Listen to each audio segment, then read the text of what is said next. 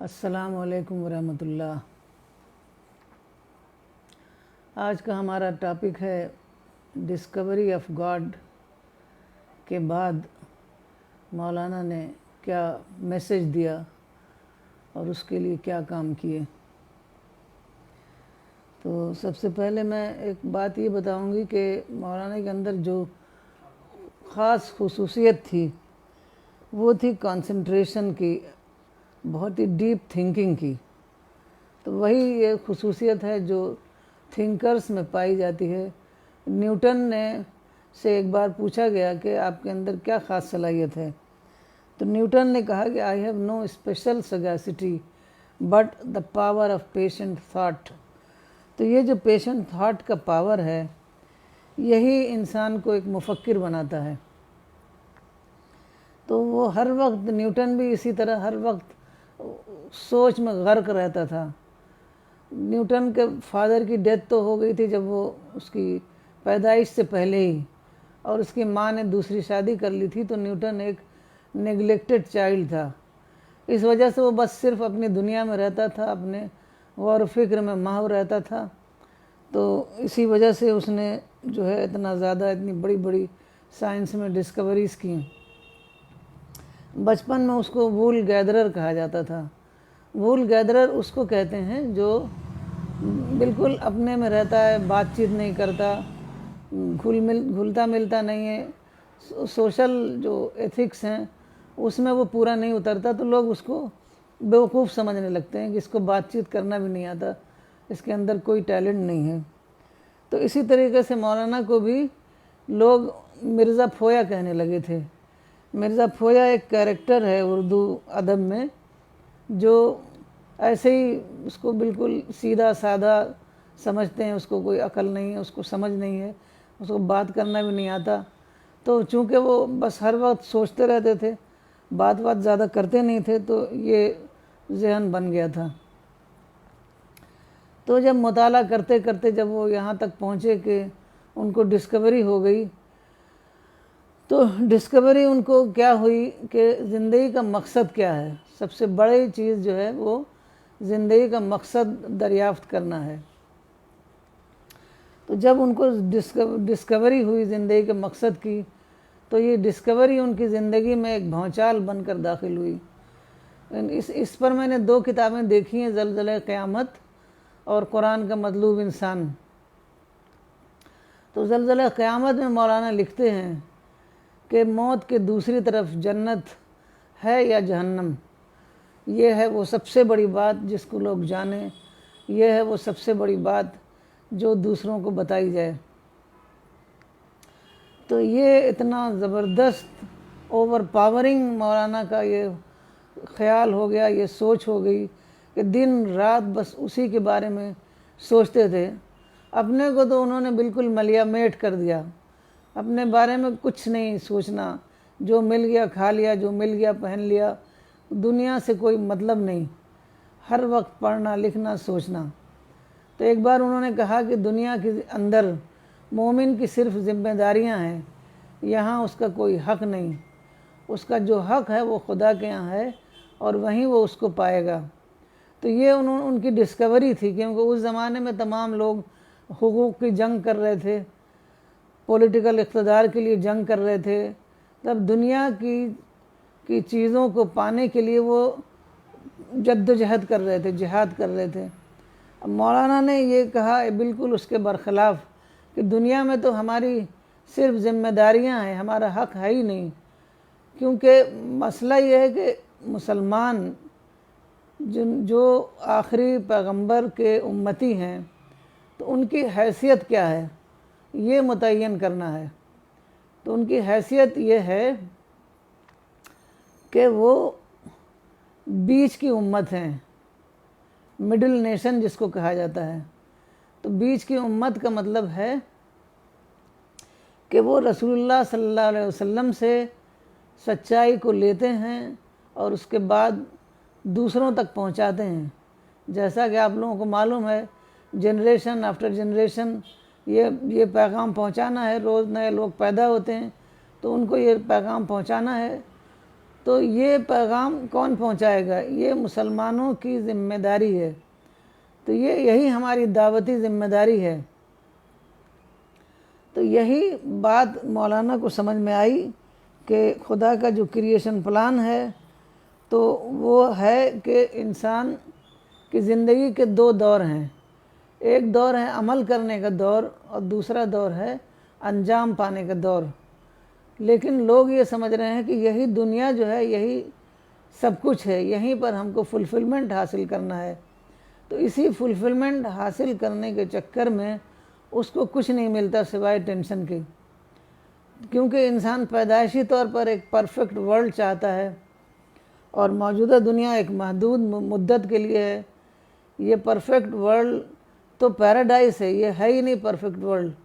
इसलिए वो हमेशा परेशान रहता है, चाहे वो दुनिया में कितना ही कुछ अचीव कर ले, लेकिन वो उसको खुशी नहीं मिलती, क्योंकि इस दुनिया में खुशी है ही नहीं। तो ये थी मौलाना की डिस्कवरी सच्चाई की। और उसके बाद जब उन्होंने डिस्कवरी हो गई, उनको खुदा की मार्फत हो गई, तो उन्होंने ये किया कि सबसे पहले उन्होंने ये सोचा कि इस पैगाम को दूसरों तक कैसे पहुंचाया जाए। तो उनको लगा कि यही सबसे बड़ा काम है जो दूसरों तक पहुंचाना है। तो दिन रात यही सोचते रहे, उसी पर लिखते रहे, उसी पर बोलते रहे, जगह जगह प्रोग्राम में जाते और उसी पर बात करते। तो कई चीज़ें मैंने देखी इस सिलसिले में। एक तो एक छोटी सी बुकलेट है, पर्पस ऑफ लाइफ, उर्दू में आई है मकसद हयात के नाम से। तो उसमें मौलाना ने एक किस्सा कलमबंद किया है कि एक बार वो, मौलाना की एक ख़ास बात है कि वो रियल वाक़यात से बड़ी बड़ी लेसन निकालते हैं, क्योंकि रियल वाक़यात का जो इम्पैक्ट होता है वो जो किस्से कहानी का इम्पैक्ट वो नहीं होता है। तो एक बार मौलाना गए थे मुफ्ती जमालुद्दीन के साथ, उनका मदरसा था एक अलवर में। तो वहाँ गए थे, तो वहाँ से वो गए एक पहाड़ी पर, एक सुना था कि एक बड़ी बिल्डिंग बनाई थी किसी राजा ने, अब वो बिल्डिंग डिजर्टेड थी। तो ऐसे ही गए देखने के लिए। तो वहाँ जब पहुँचे तो देखा कि हज़ारों बंदर वहाँ पर आसपास हैं, उस बिल्डिंग के अंदर हैं। वहाँ बहुत बड़ा हाल था, तो वहाँ अंदर नहीं जा सके क्योंकि बंदर बिल्कुल कब्ज़ा किए हुए थे। तो ये देखकर मौलाना बहुत देर तक उसको देखते रहे और सोचते रहे कि ये बंदर को नहीं मालूम कि दुनिया इस बिल्डिंग का मकसद क्या है, इस बिल्डिंग को बनाने वाले ने किस लिए बनाया। और बिल्कुल जैसे एक यूज़र पर की तरह उन्होंने कब्ज़ा कर लिया है। तो ये जो गैर मुस्तहिक तौर पर उन्होंने कब्ज़ा कर लिया है, तो उन्होंने इसकी मिसाल दी है। वो एक उसको तमसील बना दिया कि यही हाल है कि दुनिया में लोग जो हैं दुनिया पर बिल्कुल ऐसा कब्ज़ा किए हुए हैं कि वो खालिक जो है, जो हमारा क्रिएटर है, उसकी मर्ज़ी के ख़िलाफ़ इस दुनिया में रह रहे हैं। वो कभी सोचते भी नहीं कि हमारे दुनिया में आने का मकसद क्या है। उस दुनिया को सिर्फ इस्तेमाल कर रहे हैं। वो समझते हैं कि ये दुनिया इंजॉयमेंट के लिए है, और ये उसका मकसद ही वो नहीं समझते हैं कि इस दुनिया में वो आए हैं अपना टेस्ट देने के लिए। क्योंकि यहाँ पर हमें सिर्फ 60-70 साल बमुश्किल मिलता है, उसी में हमें अपना टेस्ट देना है। तो ये दुनिया तो बिल्कुल एक आइसबर्ग की तरह है। ये आइसबर्ग वाली बात मौलाना ने अपनी किताब इस्लाम दीन फितरत में तफसील से लिखी है कि दुनिया एक आइसबर्ग की तरह है, जिसका एक टिप ऑफ द आइसबर्ग जो है वो दिखाई देता है, बाकी जो पूरा ह्यूज आइसबर्ग होता है वो पूरा का पूरा पानी के अंदर होता है, तो वो दिखाई नहीं देता। तो ये दुनिया जो है वो वही है, टिप ऑफ द आइसबर्ग है। पूरा जो ह्यूज आइसबर्ग है वो आखिरत है। तो हमें ये बात को समझना है कि हम इस दुनिया में इसलिए नहीं आए हैं कि यहाँ एंजॉय करें, बल्कि इसलिए आए हैं कि यहाँ हम अपना टेस्ट को अच्छी तरीके से अदा करें, ताकि हमारे जो उसका रिज़ल्ट होगा, जो हमारा गुड डीड होगा, जो हमारा अमल होगा, उसके मुताबिक हमें आखिरत में जगह मिले। तो उसके लिए वो कई मिसालें देते हैं। एक मिसाल है कि दुनिया को बताते हैं कि बिल्कुल ऐसा ही है जैसे एक ढलान, इंतहाई तेज़ी से इंसान ढलान की तरह से गुज़र रहा है इस दुनिया से, और एकदम तेज़ी से एक दिन आ जाता है कि जब उसका टाइम ख़त्म हो जाता है। लोग जो हैं वो ये बात को बिल्कुल नहीं समझते। हर साल वो अपनी बर्थडे सेलिब्रेट करते हैं, हालांकि बर्थडे तो यही है कि एक साल उनका जो अमल के लिए जो उनको टाइम मिला था एक साल, वो एक साल और कम हो गया। बल्कि हर दिन हमको सोचना चाहिए कि हमारा एक दिन और कम हो गया, क्योंकि जो अमल हम करेंगे वही उसी अमल के मुताबिक हमें आखिरत में जन्नत या जहन्नम मिलेगी। तो मौलाना ने एक अपनी कुरान का मतलूब इंसान में एक बताया है कि आज़मगढ़ में 1871 में एक बांध बना था, डैम। वहाँ पर कोई बड़ा सैलाब आया था, तो जब अंग्रेज़ों की हुकूमत थी तो उन्होंने बहुत बड़ा डैम बनाया था। तो वो डैम में इत्तेफाक ऐसा था कि 1955 में बहुत ज़्यादा बारिश हुई, सैलाब आ गया, तो डैम जो है बिल्कुल फटने लगा। तो कलेक्टर ने रात को लाउड स्पीकर पर ऐलान कराया कि बांध जो है फटने वाला है और तमाम लोग अपने सेफ मकामात पर चले जाएं। तो लोग जो हैं फावड़ा ले लेकर वहाँ दौड़े कि बांध को जो है उसको मजबूत बनाएं, उसमें मिट्टी डालें। लेकिन वो सारी रात काम करते रहे, लेकिन वो कुछ हुआ नहीं।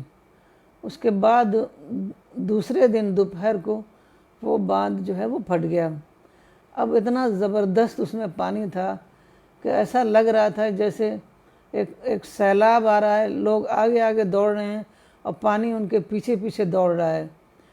तो ये मंज़र जो मौलाना ने देखा, मौलाना तो हर चीज़ को बहुत गौर से देखते थे, तो ये मंज़र देखा तो उनको बिल्कुल क़यामत का मंज़र उसमें नज़र आया कि इसी तरीके से एक दिन क़यामत का सैलाब आएगा और लोग जो हैं भागेंगे, लेकिन उस दिन भागना कुछ काम नहीं आएगा, क्योंकि जब तक अगर हमने इस दुनिया में अपनी तैयारी नहीं की है तो उस सैलाब में से वो बच नहीं सकेंगे, चाहे कितनी ऊंचे पहाड़ पर चढ़ जाएं।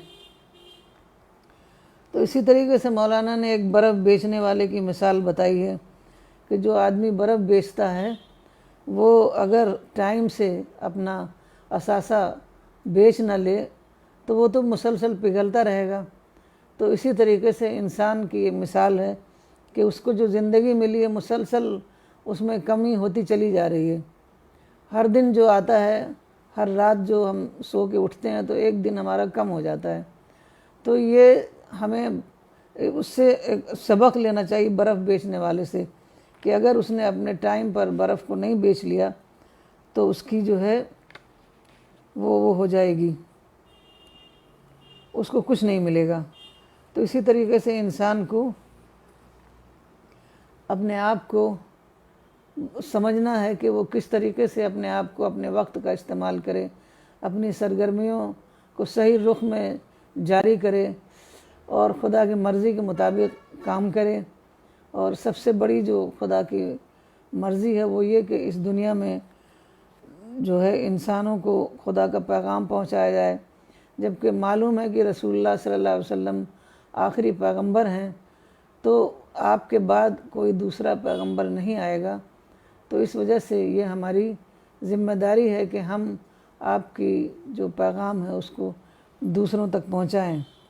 रसूलुल्लाह सल्लल्लाहु अलैहि वसल्लम को भी जब पैगंबर का बनाया गया और उनको बताया गया आपको कि सारी दुनिया को आपको पैगाम पहुंचाना है, तो शुरू में तो चूँकि मुखालफत वहाँ पर का बहुत डर था, तो इसलिए शुरू में उनको बताया गया कि सिर्फ अपने रिश्तेदारों को पैगाम पहुँचाएँ। तो लेकिन कुछ दिनों के बाद फिर आपको हुक्म हुआ कि आप जो है आवाम को भी पहुँचाएँ पैगाम। तो जब आपको ये हुक्म हुआ तो आप वहाँ पर अरब दस्तूर के मुताबिक वहाँ पर एक अरबों में ऐसा था कि जब उनको कोई बड़ी ख़बर बतानी होती या कोई दुश्मन का हमला होता तो वो सफ़ा एक पहाड़ी थी छोटी सी, तो उस पर चढ़कर लोगों को बुलाते, जब लोग आ जाते तब उनको बताते कि फ़लाँ वाक़या होने वाला है, तुम लोग ख़बरदार हो जाओ। तो इस तरीके से रसूलुल्लाह सल्लल्लाहु अलैहि वसल्लम ने उस रवाज के मुताबिक उस पहाड़ी पर चढ़ गए और वहाँ पर जब सब लोग आ गए वहाँ पर, तो आपने कहा कि सुनो, तुम्हें इसी तरह मरना है जिस तरह तुम सोते हो, और इसी तरह फिर ज़िंदा होना है जिस तरह तुम जागते हो। सिर्फ़ एक खुदा की इबादत करो, शिर्क मत करो। अगर तुमने मेरी बात न मानी तो याद रखो, खुदा का अज़ाब तुम पर टूट पड़ेगा। तो वहाँ पर अबू लहब और दूसरे जो सरदार थे, उनको ये बात बहुत अजीब लगी कि ये कौन सी बात है जिसके लिए हमें बुलाया। अबू लहब ये कहता हुआ चला गया कि तुम्हारा बुरा हो, तुमने हमें इस काम के लिए बुलाया। तो इससे ये पता चलता है कि ये जो पैगाम है, चूँकि वक्त के मुरव्वजा ढांचे के, मुरव्वजा सोच के ख़िलाफ़ देना पड़ता है, इस वजह से बहुत मुखालफत होती है। मौलाना की भी बहुत ज़्यादा मुखालफत हुई, लेकिन मौलाना ने कभी भी अपने अज़्म को से हटे नहीं। उन्होंने एक बार जो सोच लिया कि ये काम करना है तो करना है, अल्लाह की मदद पर वो काम करते रहे। बहुत ज़्यादा लोगों ने मुखालफत किया, क्योंकि लोगों की डीकंडीशनिंग करनी होती है। एक माहौल है, उसमें वो कंडीशनड हो गए हैं, और आम तौर पर जो मुसलमानों का जो माहौल होता है वो दोस्त अहबाब का माहौल, रिश्तेदारियों का माहौल, तो इसी सब में सारा वक्त गुज़रता रहता है। तो इसमें जो है मौलाना ने बिल्कुल सब कुछ ख़त्म कर दिया। पहले भी वो नहीं करते थे, पहले जो भी था वो गैर शऊरी तौर पर था, अब वो शऊरी तौर पर हो गया कि अब जो है हम दुनिया के अंदर मोमिन की सिर्फ जिम्मेदारियां हैं, कोई हक़ नहीं। उसको अब उन्होंने पूरे तरीके से अपनी ज़िंदगी में अप्लाई किया, और लोगों ने बहुत ज़्यादा मुखालफत की, अपने घर वालों ने मुखालफत की कि ये ज़िंदगी का गुजारने का कोई तरीक़ा नहीं है। दादी ने एक बार कहा कि रहली भावन भैली धोब, जात जात हम कैसन होब, यानी तुम ब्राह्मण थे अब धोबी हो गए, अभी देखो आगे आगे जाके क्या होता है। नहीं, वो बिल्कुल अपने आप को उन्होंने बिल्कुल अपना ख्याल नहीं करते थे, दिन रात बस पढ़ने लिखने में लगे रहते थे। अब हर आदमी को ये होता है कि उसको कमाना है, उसकी फैमिली का खर्च उठाना है, ये सब होता है। मौलाना कई चीज़ों में बहुत खुशकिस्मत थे कि मौलाना के जो बड़े भाई थे अब्दुल अज़ीज़ खां, उन्होंने पूरा ख़र्च मौलाना का उठाया। मौलाना का जब भी कोई ज़रूरत पड़ी तो वो पीछे नहीं हटे। अब ये अल्लाह ताला का इंतज़ाम था कि जहाँ भी ज़रूरत होती थी वहाँ अल्लाह ताला किसी न किसी को खड़ा कर देते थे। इससे पहले हमारे नाना थे हाफिज़ हामिद हसन, तो वो उन्होंने तकरीबन 15 साल तक उन्होंने पूरा खर्च उठाया। अम्मा को वहीं रखते थे, हम लोग वहीं रहते थे, तो इस तरीके से मौलाना को कभी कमाने की ज़रूरत नहीं पड़ती थी। लेकिन नाना के इंतकाल के बाद फिर मौलाना जब रामपुर गए, जब जमात इस्लामी ज्वाइन किया, रामपुर गए, तब जाके अम्मा और बच्चे सब वहाँ पर गए, और बाकी जो है बाकी खर्च जो था वो सब अब्बा के बड़े भाई जो थे अब्दुल अज़ीज़ खां वही उठाते थे। तो इस तरीके से अल्लाह ताला ने जब इतना बड़ा मिशन दिया, तो उसके साथ हमको ये पूरी अल्लाह पर उम्मीद रखना चाहिए कि अल्लाह ताला उसकी सपोर्ट भी पूरे तरीके से करेंगे। अगर इंसान नहीं करेगा तो अल्लाह ताला फ़रिश्तों को मुकर्रर कर देंगे। कितनी बार ऐसा हुआ है कि मौलाना को बहुत तरह तरह के प्रॉब्लम आए। एक बार अल-रिसाला किसी ने बंद करा दिया। सानिस्नैन उस वक्त छोटे थे, स्कूल में पढ़ रहे थे, जमात नहीं थी कि अब क्या करें, और उसका पोस्ट होने का टाइम आ गया। तो अचानक एक आदमी आए, उनका नाम अब याद नहीं आ रहा है, वो एक चेहरा मैगज़ीन निकालते थे। तो वो अचानक आए और उन्होंने जाके दफ्तर में सानिस्नैन के साथ उसको दोबारा उसको सारा ठीक करा दिया, और बताया कि ये गलत किसी ने कर दिया है, उसको दोबारा, हालांकि दोबारा होना इतना गवर्नमेंट का काम आसान नहीं है, लेकिन उन्होंने सब कुछ करवा दिया। तो इसी तरीके से अल्लाह ताला ने कुछ अपने रिश्तेदारों के ज़रिए से कुछ दूसरे लोगों के ज़रिए से जब भी कोई ऐसा मौका आया कि हकीकतन कोई ज़रूरत हुई तो अल्लाह ताला ने उसको उसको कोई ना कोई इंसान को भेज दिया जिसने ये काम कर दिया। तो जब मौलाना को ये जो डिस्कवरी हुई तो उसके साथ ये बिल्कुल लाजमी था कि इस डिस्कवरी को लोगों तक पहुंचाएं। तो उन्होंने कई काम किए। एक बार एक जमात इस्लामी के तहत एक बुक स्टॉल लगाया। वहाँ पर बुक स्टॉल में एक बहुत बड़ा सा एक बैनर लगाया जिसमें लिखा हुआ था God calls to the home of peace. अब ये बहुत ही अजीब बात है कि उस ज़माने में कोई भी पीस की न बात करता था, न दावत की बात करता था, न मारिफत की बात करता था। अब किस तरीके से मौलाना को ये सारी बातें समझ में आई, तो ये अल्लाह ताला ने किस तरीके से ये सब बातें जहन में डाली।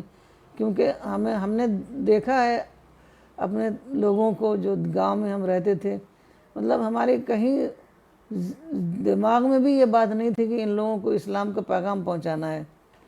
बस समझते थे कि ये तो मुसलमानों के लिए है, बल्कि लोग तो उसको बेहुरमती समझते थे कि अगर किसी को कुरान दे दिया जाए तो वो बेहुरमती हो गई। यहाँ तक नौबत थी।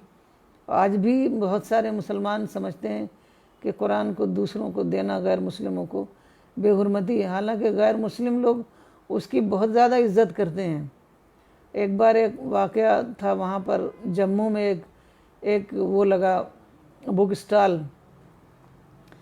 तो वहाँ पर बुक स्टॉल हमीदुल्लाह हमीद साहब ने लगाया था।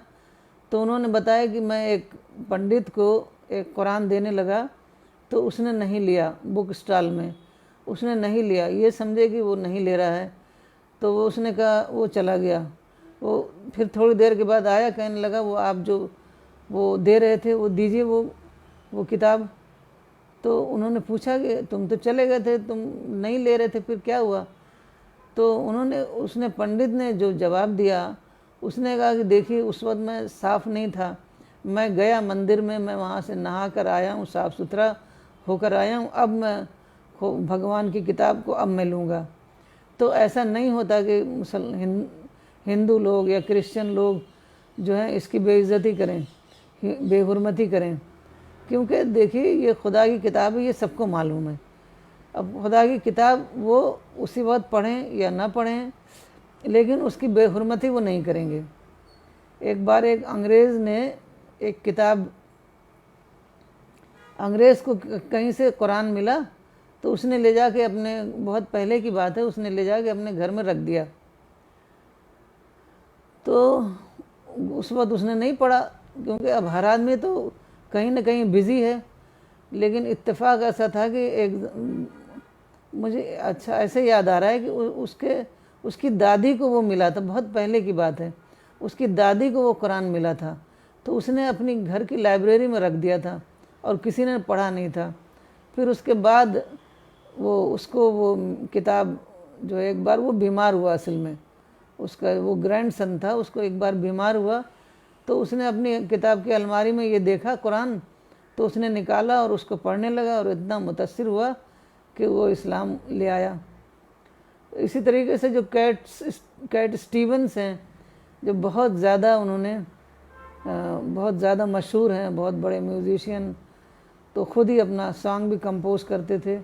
तो एक बार वो बहुत बीमार हो गए, क्योंकि जब उनके पास बहुत पैसा आ गया तो कीमती शराब, कीमती हर चीज़ का इस्तेमाल करने लगे। एक लग्जरियस लाइफ स्टाइल उनका, सिगरेट कीमती पीने लगे। तो वो बीमार हो गए, उनको टीबी हो गया, तो हॉस्पिटल में एडमिट हो गए। तो उनके भाई उनके कहीं गए थे पैलेस्टाइन, तो वहाँ से उनको कुरान मिला। तो उन्होंने वो कुरान ले जाके उनको कैट स्टीवंस को दे दिया। वो कुरान पढ़ने लगे। ख़ास तौर पर सूरह यूसुफ जो है उनको बहुत पसंद आई।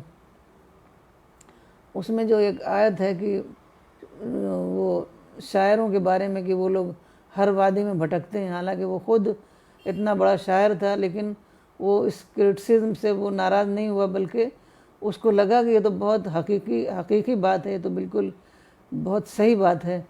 तो वो बहुत ज़्यादा मुतासिर हुआ कुरान से, और ख़ास तौर पर सूरह यूसुफ से। तो इसीलिए उन्होंने अपना नाम यूसुफ इस्लाम रखा। अब आज सब लोग यूसुफ इस्लाम को जानते हैं। बहुत बड़ा उन्होंने इदारा बनाया है अमेरिका में या कनाडा में, तो मुझे याद नहीं आ रहा है अमेरिका में है या कनाडा में, बहुत बड़ा इदारा बनाया उन्होंने और बहुत काम कर रहे हैं। तो इस तरीके से ये एक पैगाम है जो हमें तमाम लोगों को पहुंचाना है। दावत इल्लल्लाह का पैगाम सारी दुनिया को पहुंचाना है। देखिए हमारा काम पहुंचाना है, अब दूसरा उसको पढ़ता है नहीं पढ़ता है, अपनी लाइब्रेरी में रख देता है, ये उसका काम है, ये उससे पूछा जाएगा। हमसे तो सिर्फ ये पूछा जाएगा कि हमने ये पहुंचाया कि नहीं पहुंचाया पैगाम।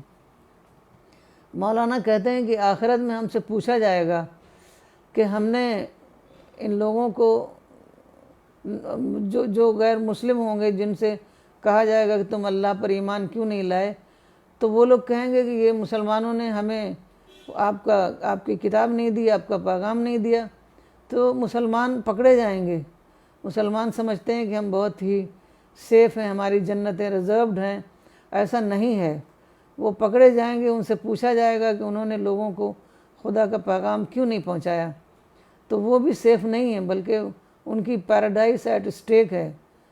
तो ये सब चीज़ें मौलाना को जब डिस्कवर हुई तो उन्होंने बहुत ही गहराई से उसको पकड़ा और इतना जज्बा था उनके अंदर कि आप जब किताब पढ़ें, मैं देख रही थी कुरान का मतलूब इंसान, तो एक एक अल्फाज, एक एक जुमलों में वो दर्द, वो तड़प वो जाहिर हो रही है, अल्फाज से जाहिर हो रही है कि किस तरीके से हम ये खुदा का पैगाम तमाम खुदा के बंदों तक पहुंचा दें। क्योंकि लोग जहन्नम में जा रहे हैं, लोग जहन्नम में जा रहे हैं, उनको बचाना है और ये बचाना हमारी ज़िम्मेदारी है। अगर हम नहीं ये कोशिश करेंगे तो अल्लाह ताला हमको पकड़ेंगे। जिस तरीके से रसूलुल्लाह सल्लल्लाहु अलैहि वसल्लम करते थे, जब आपको पता चलता था कि एक आदमी कोई बाहर से आया है, तो वो कोई भी टाइम हो, सुबह हो, शाम हो, रात हो, उसी वक्त उसके पास जाते थे और उसको खुदा का पैगाम पहुंचाते थे। कितना मुखालिफिन आपको परेशान करते थे। आप काबा में जाते थे, वहाँ काबा में 360 बुत रखे हुए थे, लेकिन आप ये सोचते थे कि वहाँ पर लोग हैं, उनको खुदा का पैगाम पहुँचाना है। तो वो बुत जो है वो बुत नहीं देखते थे, बल्कि देखते थे कि वहाँ ऑडियंस है खुदा के पैगाम पहुँचाने के लिए उनको वहाँ ऑडियंस मिलता है, तो इसलिए वहाँ जाते थे। बाज़ारों में जाते थे, ओकाज़। आज कोई बड़ा जो है मौलवी मौलाना कोई भी बाज़ारों में नहीं जाएगा, कोई ऐसी जगह नहीं जाएगा, कहेगा अरे वहाँ कैसे जाएं, वहाँ तो हमारा धर्म ही भ्रष्ट हो जाएगा। लेकिन रसूलुल्लाह सल्लल्लाहु अलैहि वसल्लम को देखिए, बस जहाँ वो देखते थे कि इंसान है तो वो फ़ौरन वहाँ जाते थे और खुदा का पैगाम पहुँचाते थे। क्योंकि ये हमारी ज़िम्मेदारी है, हमें खुदा की तरफ से ये ज़िम्मेदारी दी गई है और इसको हमें पूरी करनी है, वरना हमारी आखिरत में पूछ होगी। तो एक बहुत ही दिलचस्प अंदाज से मौलाना ने ये काम किया उस ज़माने में, क्योंकि रसूलुल्लाह सल्लल्लाहु अलैहि वसल्लम तो सफ़ा पहाड़ी पर चढ़े, क्योंकि अरबों का यही मिजाज, यही दस्तूर था, यही रवाज था। लेकिन मौलाना के ज़माने में तो लाउड स्पीकर से ऐलान होता था। कोई बड़ा प्रोग्राम हुआ, कोई बड़ी ख़बर देनी हुई, तो लाउड स्पीकर पर ऐलान होता था। तो मौलाना ने क्या किया, सुबह को 4 बजे जब बिल्कुल अंधेरा होता है, बिल्कुल सन्नाटा होता है, तो उन्होंने एक तांगा लिया और एक लाउड स्पीकर लिया। तो तांगा लेके वो सड़क गली गली वो घूमे तांगे पर और यही बोलते गए जो रसूलुल्लाह सल्लल्लाहु अलैहि वसल्लम ने बोला था कि जो है सबसे बड़ा काम यही है कि आज लोगों को क़यामत के सैलाब से आगाह किया जाए, क्योंकि वो जो सैलाब आया था वो उनके जहन में था। तो उन्होंने कहा कि ये दुनिया से जब हम जाएंगे तो हमें या तो जन्नत है या जहन्नम है। तो ये दुनिया जो है बहुत जल्द ख़त्म हो जाएगी और हमको अल्लाह ताला का पैगाम लोगों तक पहुंचा देना है। एक अल्लाह की इबादत करनी है, उसकी मार्फत हासिल करनी है और लोगों तक उसका पैगाम पहुंचाना है। तो ये उन्होंने गली गली सड़क तांगे पर बैठकर वो वहाँ लाउड स्पीकर पर बोला, क्योंकि उनके दिमाग में इस कदर ये बात भरी हुई थी कि किस तरीके से, अब उस वक्त और रिसोर्सेज वगैरह तो थे नहीं, बाद में जब उनको रिसोर्सेज मिले, जगह जगह प्रोग्राम में जाने का मौका मिला, तो हर जगह उन्होंने वही बात की, आज तक वही बात कर रहे हैं, सिर्फ उसमें और ज़्यादा क्लैरिटी और ज़्यादा मैच्योरिटी आ गई है, लेकिन थीम उनकी आज भी वही है जो कल थी। ठीक है, अब आज के लिए बस इतना करते हैं।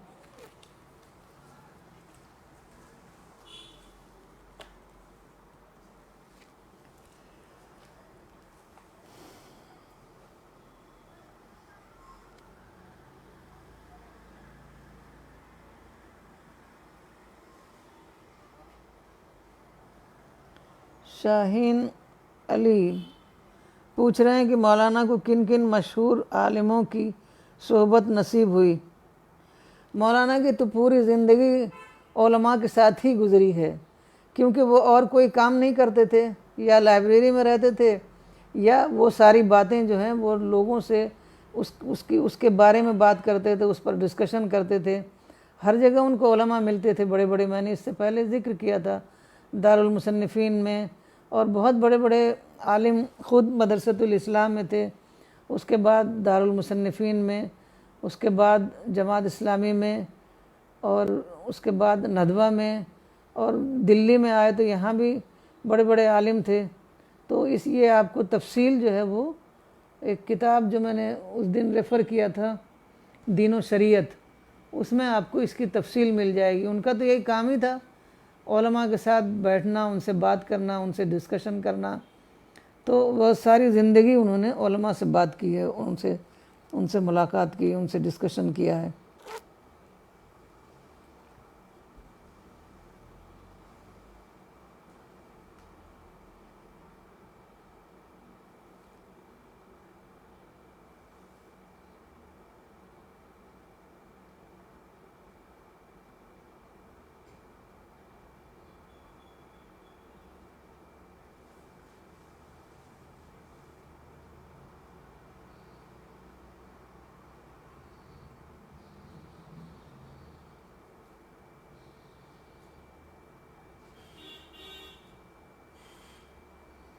डॉक्टर रजत मल्होत्रा कहते हैं, when Maulana realised that he has discovered the truth, then how and with whom did he share the news. Maulana बताते हैं कि जब उनको लगा कि मुझे पूरा कन्विक्शन हो गया है, क्योंकि वो ऐसा ज़माना था, अंग्रेज़ों का ज़माना, लोग अंग्रेज़ी तालीम पढ़ पढ़ कर निकल रहे थे, तो उनको तरह तरह के डाउट्स हो रहे थे। साइंस का ज़माना था, साइंस में हर चीज़ कहते हैं कि जो ऑब्जर्वेशन और एक्सपेरिमेंट वगैरह का दौर था, तो वो समझते थे कि खुदा तो दिखाई नहीं देता, जन्नत जहन्नम दिखाई नहीं देती। तो उस पर उनका कन्विक्शन जो है वो मुतज़लज़ल हो रहा था, कन्विक्शन उनका टूट रहा था। तो ये सारी चीज़ें उन्होंने ख़ास तौर पर उन्होंने अंग्रेज़ी किताबें बहुत ज़्यादा पढ़ी, तो उससे उनको कन्विक्शन आया। फिर जब उनको लगा कि हाँ, जो सच्चाई इस्लाम में बताई गई है, कुरान हदीस में बताई गई है, वही सच्चाई है, तो इसकी तफसील उनकी हर किताबों में आप देख सकते हैं। फिर वो गए मास्टर अब्दुल हकीम साहब, जहाँ तक मुझे याद है, उनके पास गए और उन्होंने दोबारा कलमा पढ़ा और अपनी ईमान की तजदीद की, क्योंकि उनको भी डाउट्स हो रहे थे कि इसके बारे में कि हमको ईमान वही है जो कन्विक्शन वाला ईमान हो। अगर हम डामाडोल हो रहे हो कि हमको लगे कि इसके पीछे आर्गूमेंट्स नहीं हैं, तो वो ईमान नहीं है, वो फर्म ईमान उनको चाहिए था। तो जब उनको लगा कि उन्होंने फर्म ईमान को डिस्कवर कर लिया है, तो वो गए और उन्होंने आंसुओं के साथ कलमा पढ़ा और अपना तजदीद ईमान किया।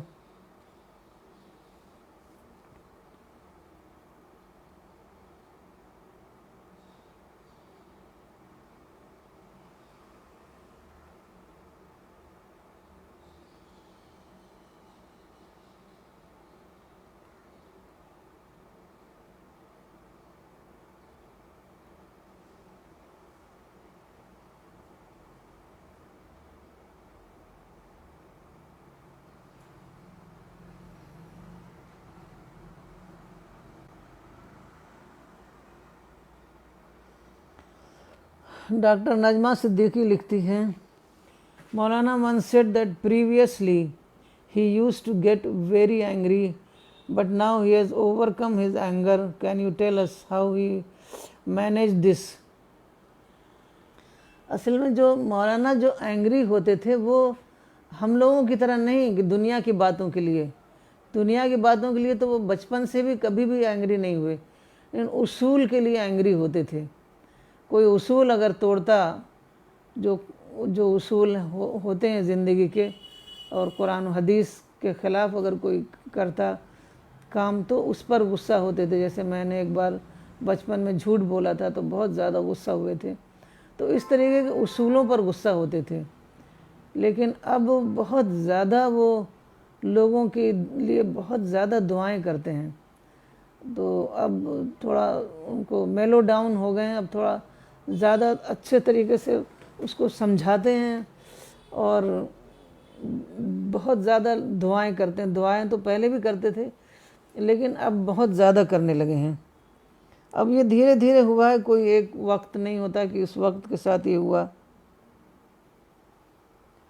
अब उनको ये भी लगता है कि अब मेरी इतनी उम्र हो गई है, पता नहीं मैं कब तक इस दुनिया में रहूं, तो ज़्यादा से ज़्यादा लोगों के लिए दुआ करता रहूं।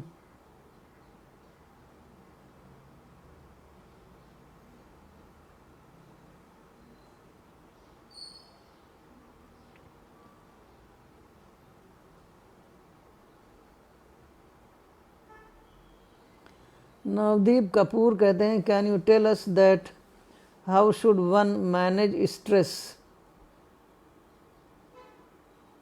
स्ट्रेस के बारे में जो मैंने अभी बताया कि मौलाना ने कहा कि मोमिन यानी बिलीवर की जिम्मेदारियां हैं, हक नहीं है। अगर हमको सिर्फ यही एक बात अपने जहन नशीन कर लें तो हमें गुस्सा आए ही ना, क्योंकि हमें तो सिर्फ जिम्मेदारियों को अदा करना है। हक के लिए ही तो गुस्सा आता है। सारी दुनिया जो है आज हक के लिए लड़ रही है, तो ये सब बातें अगर हम जहन नशीन कर लें तो हमारे अंदर स्ट्रेस ही नहीं होगा। हम ज़्यादा से ज़्यादा कोशिश करेंगे कि नेक अमल करें, अच्छा काम करें और आखिरत में जो कुछ हमें पाना है वो हमको आखिरत में मिले। इसी दुनिया में हम पाना चाहते हैं क्योंकि दुनिया बहुत ही अट्रैक्टिव है, तो ये दुनिया में हम चाहते हैं, हमें ऐसा लगता है कि जो कुछ हम चाहते हैं हमें इस दुनिया में ही मिल जाए, लेकिन ऐसा नहीं है। क्योंकि हमारे अंदर जो डिज़ायर्स हैं वो डिज़ायर्स इसलिए हैं कि हमको ये एहसास हो कि ये आखिरत, अगर हमारे अंदर डिज़ायर्स नहीं होती तो हमको कैसे समझ में आता है कि आखिरत के लिए हमें काम करना है। जन्नत जो है वो डिज़ायर्स को फुलफिलमेंट करने की जगह है। तो जैसे जानवर होते हैं उनके अंदर कोई डिज़ायर नहीं, तो उनके अंदर जन्नत का भी कोई शौक़ नहीं। तो ये डिज़ायर्स जो हैं, ये हम जो परफेक्शन चाहते हैं, आइडियलिस्ट होते हैं हम, ये सब हमको जन्नत के लिए छोड़ देना है। इस दुनिया में तो हमें सिर्फ अपनी जिम्मेदारियां अदा करनी है। मेरे ख्याल में अगर ये सिर्फ एक बात अगर हम इसको पकड़ लें, गालिबन ये मौलाना ने कुरान का मतलब इंसान में लिखी है, तो फिर हमें किसी से शिकायत ही नहीं होगी। हमको जो कुछ मिल रहा है वही बहुत ज़्यादा मिल रहा है, तो फिर हमको ये एहसास ही नहीं होगा कि हम हैव नॉट्स में हमें कुछ मिला हुआ नहीं है। कुछ मिला हुआ नहीं होता, उसी का टेंशन होता है। और जहाँ तक ये सवाल है, बहुत से लोगों को ये टेंशन होता है कि जो काम हमें करना है वो तो बहुत ही जाइगेंटिक प्रोपोर्शंस पर का काम है, तो ये काम हमें कर नहीं पा रहे हैं, ये भी टेंशन है लोगों को। तो आप ये मत सोचिए, आप उतना ही मुकल्लफ हैं जितना आप काम कर सकते हैं।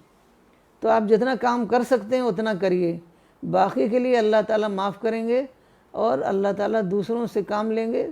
तो इसलिए उसमें टेंशन लेने की कोई ज़रूरत नहीं है। अपनी पूरी कोशिश करते रहिए, कोशिश करना हमारा काम है, बाकी अंजाम और बाकी रिज़ल्ट वगैरह जो है वो अल्लाह ताला का काम है। डॉक्टर रजत मल्होत्रा बार बार कहते हैं कि ये फ़रिश्तों का हेडेक है, तो ये फ़रिश्ते करेंगे। हम अपना हिस्से का काम कर दें, बाकी काम जो है वो फ़रिश्ते करेंगे।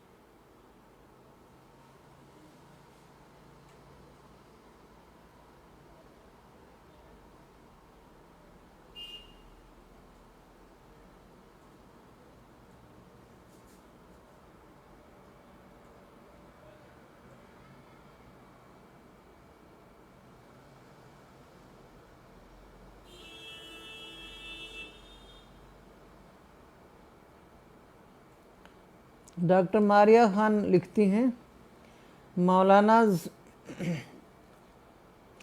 passion and zeal for the divine cause made him undeterred in the face of opposition.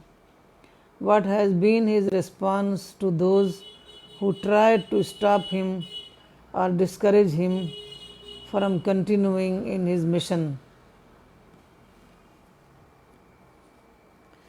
असल में अल्लाह ताला ने, देखिए एक ज़माना था जबकि रिसोर्सेज बहुत कम थे और लोग बहुत ज़्यादा परेशान कर रहे थे, तो वक्ती तौर पर परेशानी तो ज़रूर होती रही होगी, लेकिन अल्लाह ताला ने बहुत ख्वाब दिखाए। हमारे पास कई डायरियां हैं ख्वाब की, तो अल्लाह ताला ने ख्वाब के ज़रिए से सोलिश दिया, ढारस दिया। कई बार, एक बार देखा कि बहुत बड़ा दरिया है और पार नहीं कर पा रहे हैं, हम खड़े हैं एक किनारे, तो एकदम एक आदमी आता है और दरिया पर एक बड़ा सा लकड़ी का तख्ता रख देता है और उस तख्ती पर बैठकर वो पार कर लेते हैं। तो इस तरीके के बहुत ज़्यादा ख्वाब हैं। एक बार हम ख्वाब पर ही एक सेशन करेंगे। तो ख्वाब के ज़रिए से अल्लाह ताला ने हर मौके पर मदद की, तो इससे बहुत ज़्यादा उम्मीद होती है कि अल्लाह हमारे साथ है। और बहुत ज़्यादा दुआएं करते थे कि जब अल्लाह हमारे साथ है तो फिर लोगों की मुखालफत कुछ भी नुकसान नहीं पहुंचा जाएगी, कुछ लोगों की मुखालफत कुछ भी नुकसान नहीं पहुंचाएगी। एक बार ऐसे ही ख्वाब देखा कि बहुत ज़्यादा परेशान लोग कर रहे थे, तो देखा जो नासिर बंदा है वो नुसरत बंदा करके रहेगा। तो ऐसी शायद एक और शेर वो याद नहीं आ रहा है, लेकिन ये याद है कि जो नासिर बंदा है वो नुसरत बंदा करके रहेगा। तो ये ख्वाबों से बहुत ज़्यादा ढारस होती है। तो हर मौके पर मौलाना ने तो एक बाकायदा एक वो डायरी बनाई है जिसमें एक वाक़यात एक तकरीबन उसमें 8-10 साल के वाक़यात को ख्वाब के ही उसके मतलब बीच में ख्वाब के ज़रिए से पूरे वाक़यात बयान किए हैं कि हर मौके पर अल्लाह ताला ने ख्वाब दिखाए। तो उससे मौलाना को कभी डिस्करेजमेंट नहीं हुआ।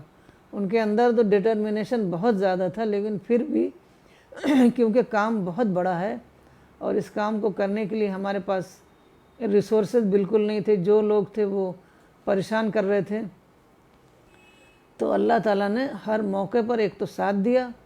कभी कोई ऐसा वक्त नहीं आया कि जब अल्लाह ताला ने साथ नहीं दिया हो। एक बार जब एकदम अचानक जब मौलाना अल-जमीयत एडिशन निकाल रहे थे, और अल-जमीयत एडिशन फ्राइडे एडिशन जिसको जुमा एडिशन कहा जाता था, तो वो बहुत ही ज़्यादा कामयाब था, बहुत ज़्यादा लोग उसको पढ़ रहे थे।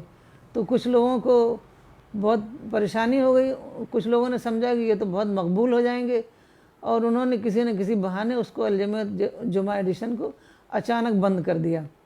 अब मौलाना के पास और कोई सोर्स नहीं था। अब ये हुआ कि अब जाएं गांव, दिल्ली में रहने का तो कोई और ज़रिया था नहीं, तो सारा काम ठप हो जाता। तो अल्लाह ताला ने कहाँ हम लोगों का साथ दिया है, मिशन का साथ दिया है, तो वो लोगों को आखिरत में ही पता चलेगा। तो हमारे उस वक्त बड़े भाई ज़फ़रुल इस्लाम खां उस वक्त बाहर रहते थे और उनको वहाँ बाहर जॉब मिल चुका था किसी अरब कंट्री में। तो उन्होंने कहा कि आप लोग बिल्कुल गांव मत जाइए और हम पूरा खर्च उठाएंगे। तो उन्होंने काफ़ी दिनों तक पूरा खर्च उठाया।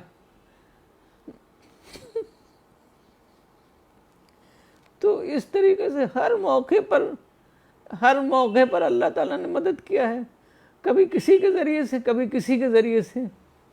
और इसकी तो बहुत लंबी दास्तान है। जब एक मदद करने वाला हटता है तो अल्लाह ताला दूसरे को खड़ा कर देते हैं, दूसरा हटता है तो तीसरे को खड़ा कर देते हैं। तो एक इस पर भी एक वो हो सकता है कि किस तरीके से अल्लाह ताला ने इस मिशन की मदद किया है और किस तरीके से इस मिशन को सिर्फ अल्लाह चला रहा है। इंसान के बस का नहीं था, क्योंकि सारी दुनिया मुखालिफत कर रही थी। एक बार मौलाना गए बर्मिंघम, तो बर्मिंघम में जब जुमा की नमाज़ पढ़ के मस्जिद से निकले तो वहाँ पर भी मौलाना के ख़िलाफ़ पोस्टर बट रहा था। सारी दुनिया ने मुखालफत की, फिर भी अल्लाह ताला ने हर मौके पर मदद की और इस मिशन को कामयाब करके दिखा दिया। और वो ख्वाब सही हो गया कि जो नुसरत बंदा है वो जो नासिर बंदा है वो नुसरत बंदा करके रहेगा। वो अल्लाह ताला ने ख्वाब को पूरा कर दिया। और ऐसे बहुत सारे ख्वाब हैं, फिर हम कभी बताएंगे आपको।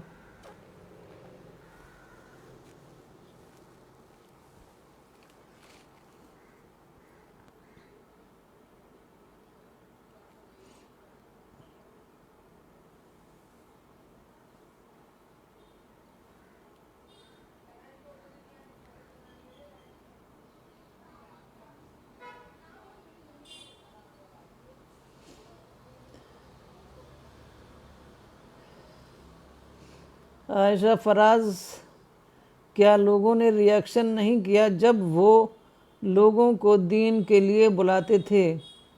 इंडिया में तो बहुत एक्सट्रीमिस्ट लोग थे। रिएक्शन तो बहुत ज़्यादा हुआ, बहुत ज़्यादा रिएक्शन हुआ। सारे लोग, एक एक आदमी मुखालिफ हो गया था।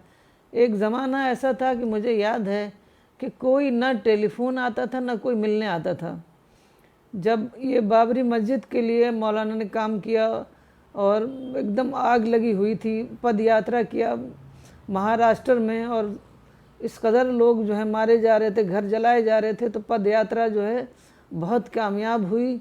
और एक स्वामी चिदानंद और आचार्य सुशील कुमार, इन लोगों ने पद यात्रा अरेंज किया था।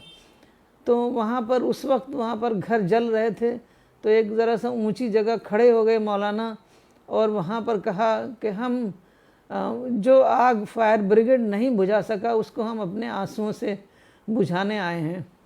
तो इस तरीके की वहाँ तकरीरें हुई, यहाँ तक के और वो पूरा प्रोग्राम लाइव टेलीकास्ट हुआ।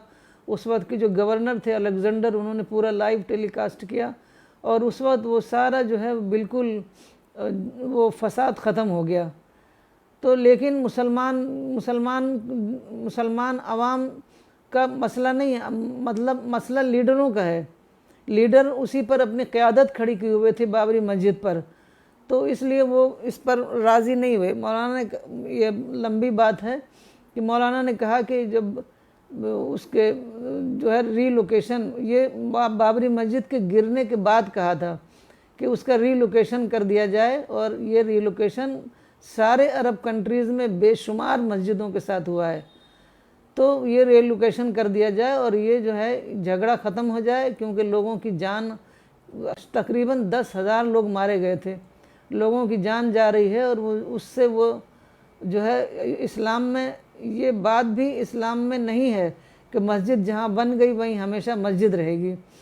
तो लेकिन बाद में अब्बासी दौर में ये सारा इंटरप्रिटेशन दिया गया और उसी पर लोग कायम हैं और ये बिल्कुल गलत है। अगर ऐसा होता तो फिर अरब मुल्कों में ऐसा क्यों होता कि सारी मस्जिदों को रीलोकेट किया गया? जब पेट्रो डॉलर आया और पूरे शहर की रीप्लानिंग की गई तो सारी मस्जिदें हटा के उसी नाम से दूसरी मस्जिदें बना दी गई। तो ये लीडरों को बिल्कुल ये बात भाई नहीं और उन्होंने सख्त मुखालफत की। सारे अंग्रेज़ी, सारे अखबार जो उनके उर्दू के निकलते थे, हर जगह हर तकरीरों में मौलाना के ख़िलाफ़ लिखते थे।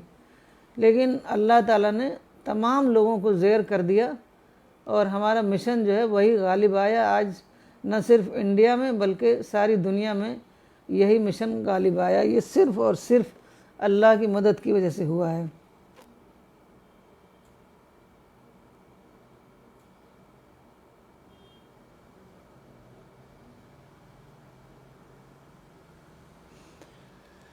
स्तुति मल्होत्रा लिखती हैं, Maulana has explained the role of Muslims and their responsibility so beautifully and aptly. Why is it that Muslims are not able to follow this simple message? असल में मुसलमान लीडर्स, आम मुसलमानों की बात नहीं है, मुसलमान लीडर्स, उनकी क़यादतें इसी पर खड़ी हुई थी ना। उन्होंने ये बना रखा था कि जो गैर मुस्लिम है उनको गैर कहते हैं और सिर्फ जो है मुसलमानों के लिए काम करना चाहिए। तो ये मौलाना ने जो कहा कि नहीं, दावत के मकसद के लिए हमें तमाम लोगों से अच्छे ताल्लुकात कायम करने हैं, क्योंकि अगर जब हम रसूलुल्लाह सल्लल्लाहु अलैहि वसल्लम की ज़िंदगी को देखते हैं तो आप किसी से नफ़रत नहीं करते थे, किसी को बुरा भला नहीं करते थे। जो कुछ आपके साथ होता था आप पेशेंटली उसको बर्दाश्त करते थे, लोगों के लिए दुआएं करते थे। और आज हम बद्दुआएं कर रहे हैं, तो ये बिल्कुल इस्लाम के ख़िलाफ़ है। लोग असल में अपनी कौमी लीडरों को फॉलो कर रहे थे। तो कौमी लीडरों का जो मज़हब था वो मज़हब नहीं था जो रसूलुल्लाह सल्लल्लाहु अलैहि वसल्लम का दिया हुआ मज़हब था। तो उनको लगा कि उनकी लीडरी एट स्टेक है, इसलिए तमाम लोग मुखालिफ हो गए। ये बहुत लंबी बात है, ये एक किताब है मौलाना की, हिंद पाक डायरी। तो उस पर जब करेंगे तो ये बात थोड़ा सा और डिटेल में ले लेंगे।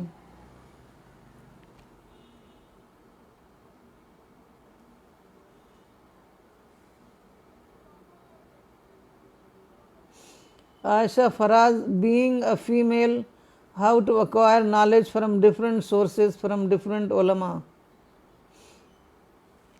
असल में किताबें पढ़ने को मौलाना कोई भी मना नहीं करते, आप किताबें सब पढ़िए।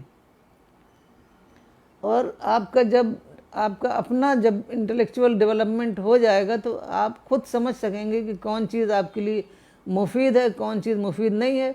जो मुफीद नहीं है उसको छोड़ दीजिए, जो मुफीद है उसको ले लीजिए। और ख़ास तौर पर ये देखिए कि कौन सी चीज़ कुरान और हदीस के मुताबिक है, रसूलुल्लाह सल्लल्लाहु अलैहि वसल्लम की ज़िंदगी और असहाब की ज़िंदगियों के मुताबिक है, सिर्फ उसी को आप लीजिए। और अगर आपको लगता है कि उससे टकरा रही है तो वो आप मत लीजिए।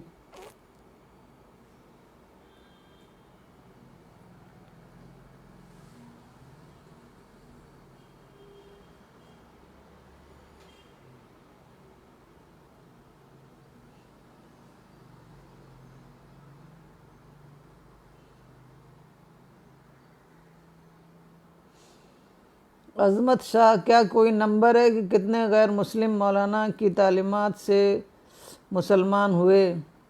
असल में देखिए, ये हमारा क्राइटेरिया नहीं है कि कौन मुसलमान हुआ कौन नहीं हुआ। मसला ये है, देखिए, इसके हमारा पैगाम जो है, इस्लाम का जो पैगाम है वो लोगों तक पहुंच जाए। जो हदीस है कि आखिरी ज़माने में खुदा का कलमा घर घर पहुंच जाएगा, उसमें भी ये नहीं है कि तमाम लोग मुसलमान हो जाएंगे। ये हमारा क्राइटेरियन नहीं है। हमारा क्राइटेरियन है लोगों तक पहुंचाना बात को, जिसको बलाग कहा गया है। ये जो पहुंचता है वो लोग क्या करते हैं, उसको कहाँ तक अपने दिल में उतारते हैं, कहाँ तक नहीं उतारते हैं, वो उनका काम है। हमारा काम है पहुंचाना।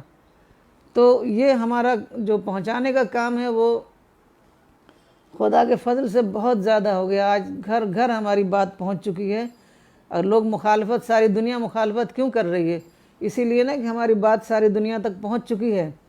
और कुरान जो है, लाखों लाखों कुरान हर जगह, यहाँ से लेकर के न्यूजीलैंड तक पहुंच चुका है। तो हम इससे अपने को जज करते हैं, अपनी कामयाबी को कन्वर्जन से नहीं जज करते हैं।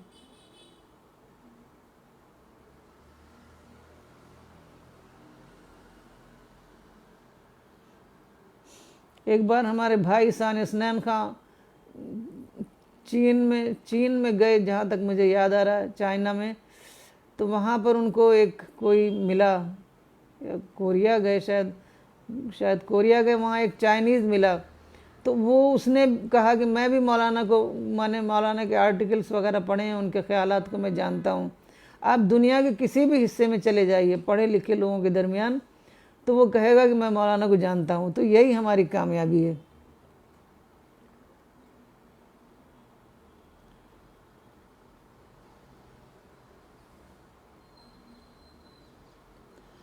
डॉक्टर असलम खान लिखते हैं, really God's bounties and Maulana Wahiduddin has been given special intelligence in order to see, reflect on and acknowledge the unending bounties of Allah.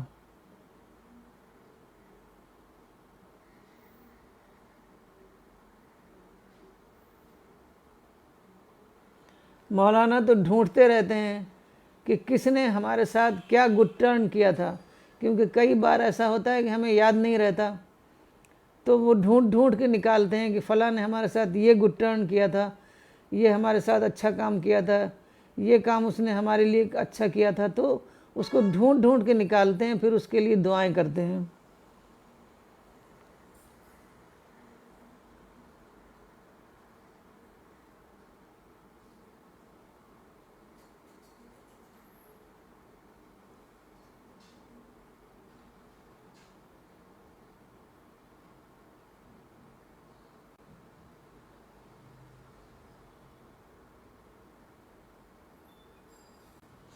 Doctor Aslam Khan कहते हैं, stress is a unique asset and treatment to find the solution of our confusion.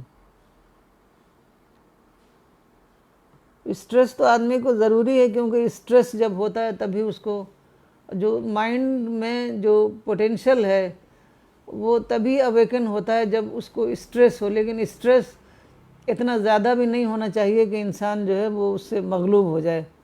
तो stress भी ज़रूरी है, क्योंकि अपने potential को realise करने के लिए। बिल्कुल सही आपने फरमाया।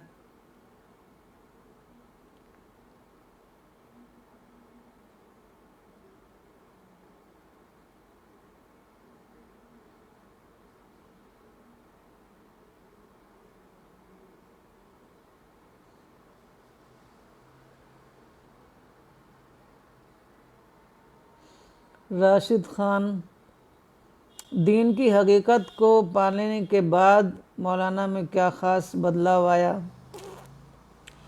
अब मौलाना तो वैसे तो उनके अंदर पहले से ही दुनियादारी नहीं थी, लेकिन वही मैंने बताया कि पहले जो बात गैर शऊरी तौर पर थी अब शऊरी तौर पर हो गई। और बदलाव ये आया कि किस तरीके से इन बातों को दूसरों तक पहुंचाया जाए। तो बिल्कुल बेचैन रहते थे, उसी पर लिखना, उसी पर बोलना, जहाँ मौका मिले लोगों को वो बात बताना। वो बुक स्टॉल लगाया, वहाँ पर जो कुछ नहीं समझ में आया तो लाउड स्पीकर लेके निकल गए लोगों को बताने के लिए। तो ये था कि वो बिल्कुल बेचैन रहते थे कि कैसे ये बातें लोगों को बताई जाएं। लोगों को उनका था कंसर्न सबसे बड़ा कि लोगों को जहन्नम से कैसे बचाया जाए। तो जैसे रसूलुल्लाह सल्लल्लाहु अलैहि वसल्लम ने मदीना जाने के बाद सबसे पहली बात ये कही थी। मदीना जाने के बाद ये नहीं कहा कि देखो कुरैश हमारे दुश्मन हैं, हमको अपने वतन से निकाला है, ये सब बातें नहीं कहीं। बल्कि सबसे पहली बात ये कही कि देखो अपने आप को जहन्नम की आग से बचाओ, चाहे खजूर के एक टुकड़े से ही हो वो। तो यही मौलाना का हो गया कि आदमी को अपने जहन्नम की आग से बचाना है। तो इसलिए यही बात हम लोगों को वो बार बार कहते रहते हैं। अगर हमने ज़रा सा भी बात कुछ एज इट इज़ नहीं की तो उस पर भी कहते हैं कि हमारी जो पर्सनालिटी है वो उसका तज़किया नहीं होगा अगर हम बात को एज इट इज़ ना करें। जैसे कि रसूलुल्लाह सल्लल्लाहु अलैहि वसल्लम बाकायदा दुआ करते थे कि हमको अल्लाह ताला बातों को एज इट इज़ देखने की सलाहियत अता फरमाए। तो वो कहते हैं कि बिल्कुल एज इट इज़ बात ना करना भी एक किस्म का झूठ है, और झूठ जो है इंसान की पर्सनालिटी को गंदा करता है। तो ये सब बातें जो हैं जो हम लोगों को बताते थे वही दूसरों को बताते रहे बराबर। तो इस तरीके से उनका ये जन्नत से जोड़ देते हैं ना, तो वो ये बात बहुत ज़्यादा सीरियस हो जाती है कि अगर हम ऐसा करेंगे तो हमें जन्नत नहीं मिलेगी। अगर अभी 2-3 दिन पहले की बात है तो ये बताया कि देखो अगर तुम लोग जो है यूनाइटेड नहीं होगे, तो जो मिशन के लोगों को ये पैगाम दिया कि अगर तुम लोग यूनाइटेडली काम नहीं करोगे, तुम लोगों में इख्तलाफ पैदा हो जाएगा, तो तुम लोग जन्नत तुम्हारे लिए एट स्टेक हो जाएगी। अब लोग बिल्कुल डर जाते हैं कि जन्नत नहीं मिली तो फिर क्या मिला। तो इस तरीके से हम लोगों को हमेशा बिल्कुल ऐसा रखते हैं, बिल्कुल जैसे बिल्कुल आदमी अलर्ट हालत में हो कि अगर ये काम कर दिया तो जन्नत नहीं मिलेगी, वो काम कर दिया तो जन्नत नहीं मिलेगी। तो मौलाना ने कहा कि देखो मिशन हमारे लिए इख्तलाफ हराम है, और जो ऐसा करेगा उसको जन्नत नहीं मिलेगी। तो लोग सारे लोग जो हैं बहुत ज़्यादा सीरियस हो गए कि हमें इख्तलाफ नहीं करना है, और अगर कोई बात ऐसी होती है तो उसको बर्दाश्त करना है और अपना काम करते रहना है।